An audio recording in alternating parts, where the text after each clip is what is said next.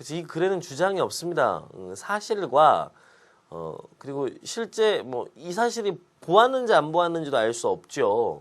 전지적인 작가 시점으로 완전히 구성되어 있는 글이지요. 그리고 이것이 객관적으로 서술된 것 같지도 않습니다. 그렇죠?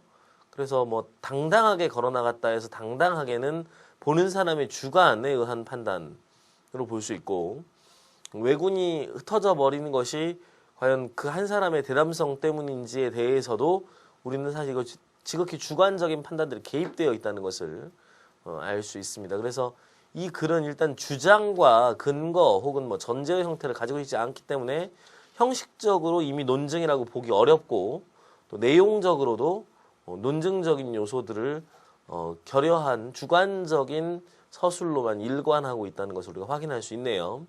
그래서 이런 경우, 이런 형식의 문장들은 우리가 논증이라고 볼 수 없다는 것이지요. 다시 말하면 논증은 전제와 근거가 있고, 또 그것으로부터 추론된 주장의 형식적 조건들을 갖추고 있어야만 우리가 그것을 논증이라고 할 수 있고, 그 논증이 잘 되었는가의 문제는 객관적인 근거를 통해서 논리적으로 올바른 방식으로 결론이 추론되었는가의 여부에 달려 있다는 것입니다. 그래서 여러분들 이것을 판단할 수 있어야만 자기가 글을 쓸 때도 자기의 추론이 올바른가, 또 자기의 추론 형식이 올바른가의 문제를 사고해 볼 수 있게 되는 것이지요. 즉 이렇게 우리가 추론의 의미에 대해서 이제 먼저 살펴봤습니다. 그러면 추론에는 어떤 방식이 있을까요? 한번 확인해 보도록 하죠. 일단 우리가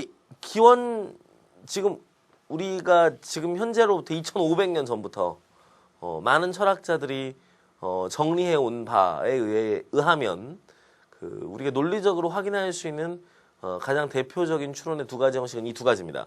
연역 추론과 귀납 추론이지요. 뭐 여러분들이 이미 익히 잘 알고 있을 테고, 우리가 지난 시간, 지지난 시간에 근거 쓰기와 전제 쓰기 등등에서 이미 일부 확인을 했기 때문에 간단하게만 짚고 넘어가 보죠. 일단 연역 추론은 일반 법칙에서 구체적인 결론으로 가는 겁니다. 그렇죠? 그러니까 전제는 일반적 법칙의 형태를 갖고 있는 것이죠. 그렇죠?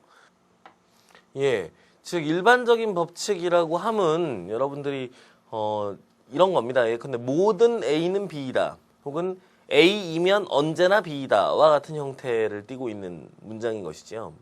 그래서 이제 그런 법칙으로부터 구체적인 사안도 이렇게 될 것이다라고 하는, 그래서 이미 법칙 안에, 전제 안에 포함되어 있는 결론을 도출하는 과정입니다. 그에 비해서 이제 귀납 추론은 구체적인 사실로부터 보편적인 결론에 이르는 것이죠. 그래서 내가 이런 것들을 보아왔더니 대체로 이런 것들은 이렇더라. 그러므로 이것은 언제나 이것이다 라고 하는, 이것은 보편적으로 이러하다라고 하는 보편적인 결론으로 이르는 과정입니다. 그래서 여러분 연역 추론과 귀납 추론이 크게 어려운 친구들은 없을 겁니다. 하지만 이걸 현실에서 우리가 딱 만나게 되면 어떤 것이 연역 추론이고 어떤 것이 귀납 추론인지 애매한 순간들이 있습니다. 그래서 우리가 몇 가지만 한번 확인해 보도록 하지요. 일단 다음의 논증이 연역 논증인가 귀납 논증인가를 우리가 한번 확인해 봅시다. 신의 의지도 바뀔 수 있다. 결론이네요. 그렇죠? 왜냐하면 신도 내가 만들었다는 것이 후회스럽다고 말씀하시고 계시는데, 자신이 한 행동을 후회하는 자는 누구나 의지가 바뀔 수 있기 때문이다. 그러니까 우리가 여기서 이제 대전제는 맨 마지막 문장이라는 것을 알 수 있습니다. 그죠? 자신이 한 행동을 후회하는 자는 자신의 의지를 바꿀 수 있다 라고 하는 전제가 있고, 신도 이런 이야기를 하고 있다. 그러므로 신의 의지도 바뀔 수 있다가 되는 것이죠. 그래서 자신의 행동으로 후회하는 존재가 언제나 의지를 바꿀 수 있다라고 하는 대전제로부터 신이 그것에 이제 구체적인 소전제로 들어갔고, 그래서 신의 의지도 바뀔 수 있다라고 하는 결론에 이르게 됩니다. 그러니까 이건 완전한 3단 논법에 따른, 즉 3단 논법에 따른 연역 논증을 취하고 있다고 볼 수 있겠죠. 예, 두 번째 거를 보시죠. 뉴욕에서 태어난 베스와 에이미라는 여자 쌍둥이에 대해 실험을 했다. 베스는 부유하고 안정적이며 정의 많은 양부모에게 입양되었고, 에이미는 가난하고 뚱뚱하며 심리적으로 불안정하고 정이 없는 어머니가 있는 가정으로 입양되었다. 환경론자들이 예측한 것과 달리 20년 후에 다시 만난 에이미와 베스는 성격이 아주 비슷했다. 따라서 인간의 정신과 성격에 영향을 미치는 좀 더 결정적 요인은 환경보다 생물학적 요소인 본능이라고 주장하는 생물학적 결정론이 옳다라고 결론 내리고 있습니다. 이 마지막 그 인간의 정신과 성격에 영향을 미치는 것은 주로 본능이다 라고 하는 생물학적 결정론의 결론을 내리는 근거는 무엇인가요? 그렇죠. 베스와 에이미라는 쌍둥이가 전혀 다른 환경에서 자라났음에도 불구하고 성격이 아주 비슷했다라고 하는 구체적인 사례를 근거로 삼고 있습니다. 그렇죠. 구체적인 사례를 근거로 이런 결론을 도출한 것이죠. 그래서 이것은 귀납적인 논증의 형태를 띠고 있는 겁니다. 하지만 여러분들 보십시오. 연역적 논증은 언제나 참이지만 귀납적인 논증은 사실 참이 아닐 수 있습니다.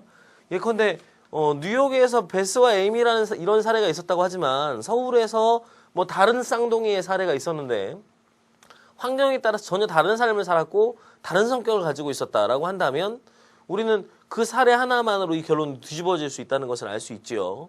그래서 귀납적인 논증의 경우에는 연역적 논증과는 다르게 늘 오류 가능성이 내포되어 있고 그래서 그것을 논증하는 사람 스스로도 알고 있어야 된다는 점을 기억하시기 바랍니다.